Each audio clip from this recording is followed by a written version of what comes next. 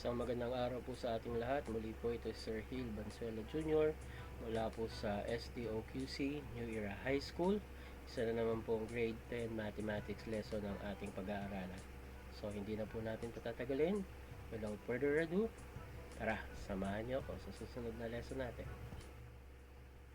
Alright, so muli po ito si Sir Hill mula po sa New Era High School. So katulad po ng mga nauna nating video lessons, so sinisimula natin ang ating video conferencing na katulad nito sa pamamagitan po ng pagtalakay doon sa mga learning goals o yung mga inaasahang matutunan ng ating mga mag-aaral. Alright, so isa-isahin po natin sila. So para sa lesson na to, sa una po nating objective is to differentiate arithmetic sequence to arithmetic series. So kung nasundan nyo po ang ating mga video lesson, natalakay na natin ang arithmetic sequence. Ayan. Alright, so pangalawang goal natin for today is the students or you as listeners will be able to define and illustrate an arithmetic series. Ayan. Then ang third natin, to identify each element of the formula. So just like what we did on our arithmetic sequence formula, no? So napaka-importante na alam natin bawat elemento or elements ng ating formula. Hindi lang basta sinasabi natin kung ano yung mga elements or mga letters na nasa formula natin, no? We have to know them by heart. Dapat alam natin kung anong ibig sabihin at kung kailan gagamitin yung bawat isang element ng formula. So gagawin natin yan. And for number 4, of course, the main goal of this lesson is for you to be able to solve problems involving arithmetic series or sum of series. So let's proceed. So our topic for today is all about arithmetic series. Ayan, or sum of series. So when we talk about series, ang pag-uusapan natin dito mga idol ay yung sum ng isang arithmetic sequence. So total sum. So ang pagkakaiba ng arithmetic sequence, arithmetic series is that arithmetic sequence focuses on one particular element only in a particular set of numbers, no? Or sequence. Halimbawa, hinahanap lang natin what is the 20th term. So okay na tayo doon when we found out what is the value of the 20th term or the 16th term, etc. While in arithmetic series, guys, ang focus natin is to get the sum of the entire series. So i-add natin from term number 1 up to the nth term. For instance, we have 20 terms, no? So we're going to get the sum or predict the sum of those terms from term number 1 up to term 20. So that is arithmetic series. Alright? So let's dig in. So let's discuss first the working formula. So meron tayong dalawang formula, guys, na gagamitin in dealing with the sum of the series. So yung first formula natin, ayan, so makikita ninyo, so dahil sum ng series na yung gagawin natin, so yung dating letter A, we change that by S. So denote that we are looking for the sum of the entire series. And yung n will remain as the number of terms. And if you could notice, we have a sub 1 pa rin. So that is the first term pa din. And your d is your common difference. And if you could notice, guys, we have a sub 1 plus n minus 1 times t. So this is your arithmetic sequence formula, no? So hindi na tayo masyadong maninibago. Ang pagbabago lang ay kinuha natin yung twice ng first term and we multiply the entire elements here inside the bracket to the half of the number of terms, and that is the equivalent of the sum of the given sequence, no? On the other hand, doon naman sa kabila, if the given is the first term and the last term, take note, if in the given problem, in our future problems to be solved, if the first term and the last terms are given and the last term is given, then we can use this second formula. So mas madali lang siya. So, sir, paano namin malalaman kung formula number 1 or formula number 2 yung gagamitin namin? So, magandang tanong yan, no? So, madali lang yan. Ganito lang. So, ang magiging barometer natin is yung second formula. Tatanong mo lang, available ba yung first term? Next question, available ba yung last term? Kapag may isang tanong ka lang na ang answer mo is no or hindi, edi we have to use the first formula. Alright? Okay. So again, S sub n denotes as the sum of the entire series or given sequence. N would be the number of terms pa din. So you are very, very familiar with that. A sub 1 is our first term. Again, you are familiar on that. D stands for the common difference. And I know you know how to deal with that common difference then. And of course, A sub n is the last term. So, hindi ko napahabain because you are familiar on those terms na po. So, diretso tayo on our first exercise. So, find the sum of the first 10 terms of the arithmetic series 4 plus 10 plus 16 plus blah blah blah. So, in solving this kind of problem, we have to understand the problem very well. So, basahin natin siya. Alright? So, basahin natin siya ng may comprehension. So, reading alone is not enough. Reading and comprehension is very, very important. Alright? Okay. So, paano natin malalaman kung arithmetic series ang problema? Ayan, makikita natin itong question na ito. So, sabi dyan, hihingiin sa atin yung sum. So, find the sum. No? So, pag ganyan tayo, then, makikita natin arithmetic series. So, therefore, we are looking for the sum of an arithmetic series. Ayan. Hindi kasi lahat ng sum ay arithmetic series. So, maintindihan nyo rin ako when our next chapters are discussed or lessons, no? Hindi lang kasi arithmetic sequence ang sequence. So, there are a lot of sequences out there. So, we're going to discuss those, no? Para sa inyo. Alright? Okay, but in this case, we're going to focus on getting the sum of the first 10 terms of the arithmetic sequence. So, ilang terms daw, guys? Correct. So, we have 10 terms. So, meron na agad tayong n.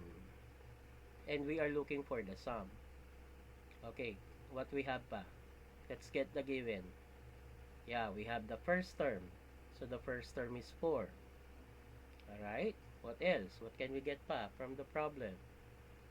Tama, we can get the common difference. And to do that, we simply subtract the last value available from the right side towards the left. So, you have to subtract. So, 16 minus 10, that gives us positive 6. Right? Then, 10 minus 4, that would be positive 6. Again, remember guys, para hindi tayo malito in getting the common difference, if the sequence of number is increasing, the common difference is always positive. So, you have to take note of that. And if the sequence of number is in decreasing format or in decreasing trend, automatic your common difference is negative. Alright? So, let's list down all our given. So, again, since we are asked to find the sum, so S sub n is equal to question mark. Okay? So, hindi pa natin alam for now. And, of course, we have 10 terms. So, your n is 10. And, according to the problem, your first term is 4. And, just a while ago, we got the common difference, which is 6. Okay? So, let's proceed. Let's state the pattern. So, bakit first formula yung ginamit natin, no? Bakit? Tama. Kasi nga, wala tayong last term. Ayan. So, for us to be able to use the second formula, the first term and the last term must be present on the given. So, dahil hindi, we have no choice but to use the first formula. Alright? So, again, the sum of the entire series is equal to the half of the number of terms multiplied to twice of the first term plus a quantity of the number of terms minus 1 times your common difference. Then we're going to plug in all these given to your pattern or to your formula. Then we will arrive at S sub 10 equals to 10 over 2 since your n is 10. Alright, take note, all n will be changed by 10 and your a sub 1 is equal to 4. So just bring down 2 there. Then your common difference is 6. So we arrive at S sub 10 equals to 10 over 2 multiply 2 twice of the first term, which is 4, plus 10 minus 1 times 6. Then we're going to simplify. Ayan. So we're going to simplify those inside the parenthesis or the bracket. So we focus on the grouping symbols first. So 10 minus 1, that would be 9, then times 6. Then 2 times 4, we have 8. Then simplifying 9 and 6. So 9 times 6 is 54. Then plus 8, of course, bring down 5. Then get the sum. 8 plus 54, we have 62. Then multiply that by 5. So 5 times 6, that is 30. And since 6 is on the 10th term, and ang shortcut natin, so 5 times 6, 30. Then just add 0, so that would be 300. Then 5 times 2 is 10. So therefore, the sum is 310. Alright, so the sum of the entire series, if the first term is 4, common difference is 6, and we have 10 terms, is 310. Alright, is that clear? Any question, guys? Alright, so again, if there is some confusion on the solution, you may pause the video, rewind, then redo using your pen and paper. Alright? Huwag nating alisin yung pen and paper natin. Yan ang pinaka importanting tool in dealing with math skill. Hindi ito katulad ng ibang subject na makikinig lang tayo, then okay na. Huh? So, dahil ito ay skill, so we have to use our hand. Okay? Pen and paper tayo. Alright, let's proceed on our next problem. So, how many terms of the series 20 plus 18 plus 16 plus blah blah blah must be added so that the sum will be negative 100? Alright, again, I'll repeat. How many terms of the series 20 plus 18 plus 16 plus blah blah blah must be added so that the sum will be negative 100? Again, so let's digest each words doon sa problem. So, sabi dyan, how many terms? So, therefore, we are looking for the number of terms. And on that note, n is missing, right? And what can we get pa? Alright. So, let's focus on the trend of the numbers in the sequence. We have 20, 18, 16. What's happened? Ano nangyayari? What's happening? Sorry. Alright, what's happening, guys? Yan, the trend is decreasing. And since the trend of the sequence is decreasing, then therefore, what is the sign of your common difference? Correct, that is negative. So automatic, the common difference is negative if the trend of your sequence is in decreasing form. Alright, so let's subtract. 20 minus 18, 2. 18 minus 16, 2. So, therefore, our common difference is correct, negative 2. And it must be added so that the sum. So, therefore, given yung sum natin, which is negative 100. Alright, so let's write all the given. Alright, so the sum is negative 100. Alright, so I'll just put that there. Then your n is missing since we are asked how many terms are there. The first term is 20 and the common difference is negative 2. Then we're going to plug in these values on the given pattern. Anong pattern ang gagamitin natin? 1 or 2?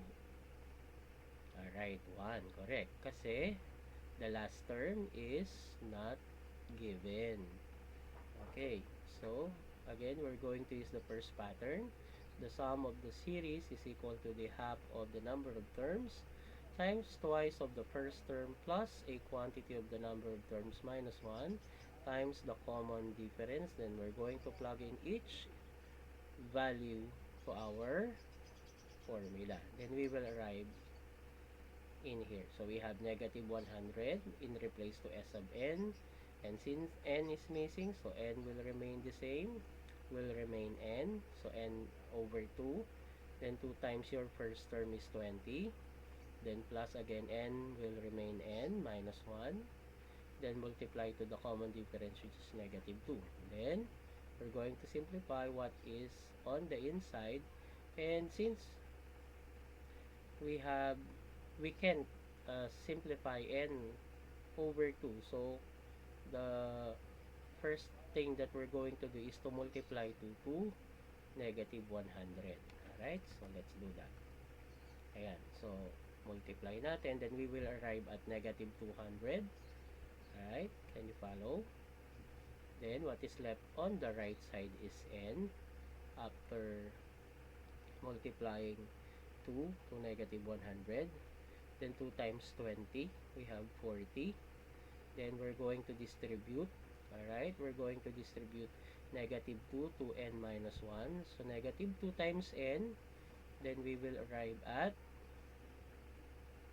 negative 2 times n, we will arrive at negative 2n. So take note of the sign. Negative multiply to positive is negative. So we have minus 2n. The negative times negative, again that is positive. Then 2 times 1, we have 2.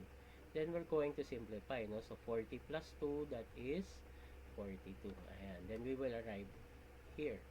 Then we are just going to bring down negative 200 equals to n. Then 40 plus 2, that is 42. Then we bring down negative 2n.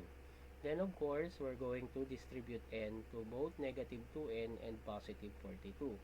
Distributive property. Alright? Then n times negative 2n gives us negative 2n squared. Then n multiplied to 42 gives us 42n.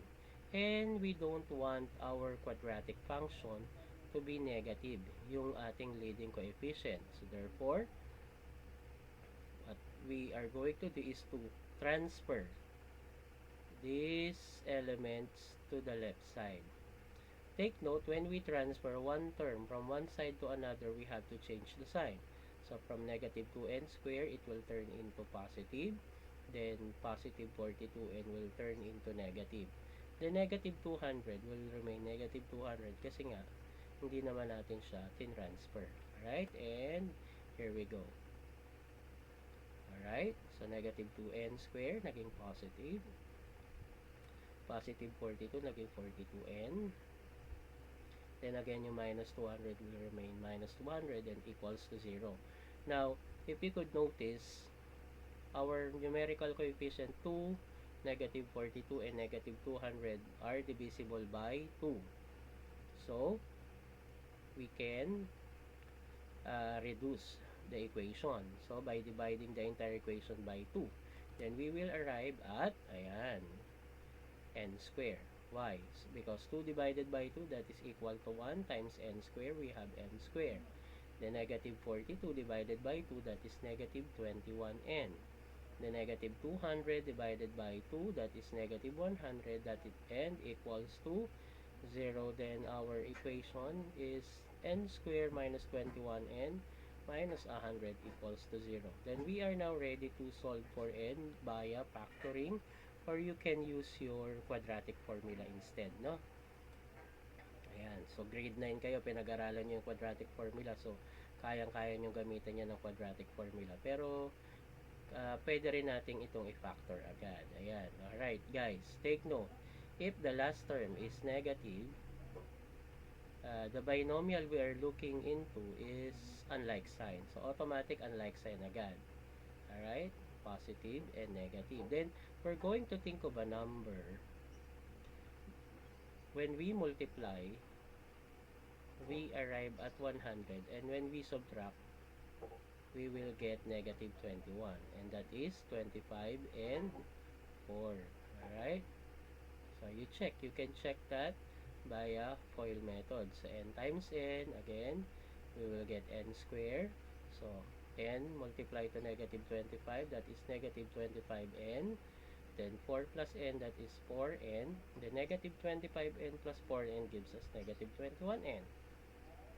Alright, and 4 times negative 25, that is negative 100. Then let's solve for n. Okay, so let's first get n plus 4, then equate that to 0. Alright, then we are going to transfer 4 to the right side, then we will arrive at negative 4. And since we are looking for the number of terms, how many? The question is how many. There is no answer in the question how many na negative in real. Di ba? So therefore, we're going to discard that one. Alright, then let's proceed on n minus 25. So we have n minus 25 there. Then transferring 25 to the right side, then we will arrive at positive 25. Then this is our final answer. So therefore, we can say that there are 25 terms in the given series if the sum of the series is negative 100. Alright? Is that clear? Okay. Then, next tayo. So, find the sum of the odd integers 1 to 99 inclusive. So, i-digest natin yung problem. So, sabi again, find the sum. So, ang nawawala uli ay yung sum ng series. So, si S sub n. Then, add integers from 1 to 99 inclusive. Ibig sabihin, it includes both 1 and 99. So, how many odd numbers ba? From 1 to 99? Or 1 to 100? Halimbawa lang. Yeah, 50. Kasi nga, there are 50 even numbers in 100, and there are, the half of it is the number of odd numbers or integers. So therefore, 50, 50. 50 even, 50 odd integers. Alright? Then, let's get all the given. And since we have the first term and the last term, alright? The first term, 1, and the last term is 99. Sa odd number natin, di ba? 1, 3, 5, up to 99. We have 50 terms. Alright? Because again, half is even, half, the other half is odd. In a counting number from 1 to 100. Okay? And in this case, guys, both the first term and the last term is given. So, therefore, we're going to use the second formula, no? That the sum of the series is equal to the half of the number of terms multiply to the sum of the first term and the last term. So, sobrang dali, no? So, we are now ready to plug in. So, plug in lang natin yung 1 dyan, then plug in natin yung 99 dyan. And si n, dito naman, which is 50. Alright? Then, let's do that. So, we will arrive at S sub 50 since we have 50 odd integers. Alright? Then, 50 divided by 2. Then, your first term is 1 and your last term is 99. Then, let's simplify 1 plus 99. Then, 50 divided by 2, that is 25. Then, 25 times 100 is equal to 25 hundreds. So, that is the sum of the odd integers including 1 and 99. Pero pwede rin natin itong isolve gamit yung first formula. So, let's see.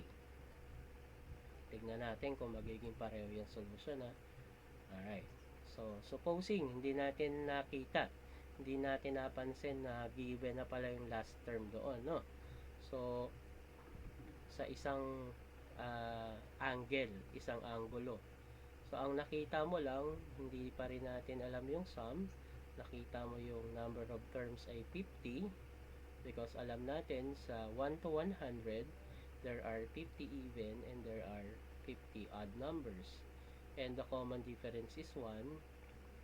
Rather, the first term is 1. Sorry. And the common difference is 2. Okay, then, using our pattern, let's plug in all the given. Alright. Then, we will arrive at S sub 50. Then, n divided by 2 will turn into 50 over 2. Then, twice of the first term. Your first term is 1. So, we have 2 times 1, then plus the number of terms is 50 minus 1, then multiply to your common difference, which is 2. Then, let's simplify those inside the parentheses. Then we can get the half of 50, and that is equal to 25. Then 2 times 1 is 2. Then 50 minus 1 is 49. Then multiply to your common difference 2.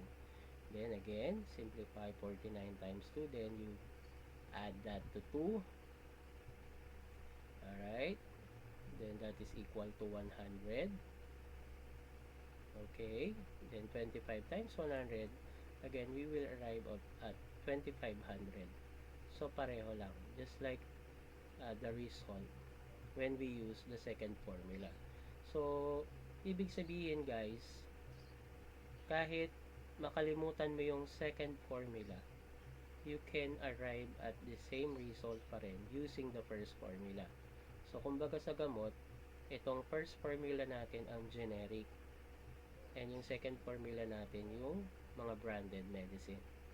Alright, so ibig sabihin, for special cases yung second formula.